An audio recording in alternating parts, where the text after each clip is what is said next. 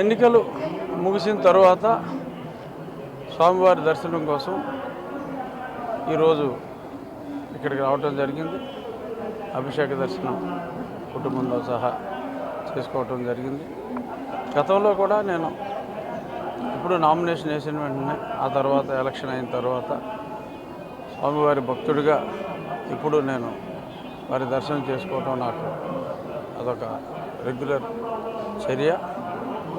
ఈ సందర్భంగా ఆంధ్రప్రదేశ్ రాష్ట్రానికి మంచి రోజులు రావాలని గౌరవనీయులు నారా చంద్రబాబు నాయుడు గారు ముఖ్యమంత్రిగా ప్రమాణ స్వీకారం చేసి ప్రజల కష్టాలన్నీ తొలగి మంచి చక్కటి వెల్ఫేర్తో పాటు అద్భుతమైన అభివృద్ధి దిశగా ఆంధ్రప్రదేశ్ పయనించాలని మనస్ఫూర్తిగా స్వామివారిని వేడుకోవటం జరిగింది.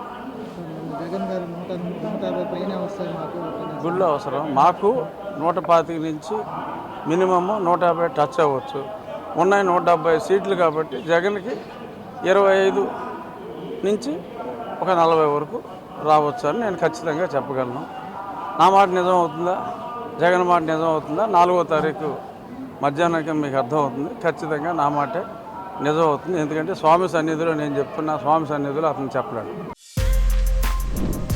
For more videos like this, subscribe Big TV channel.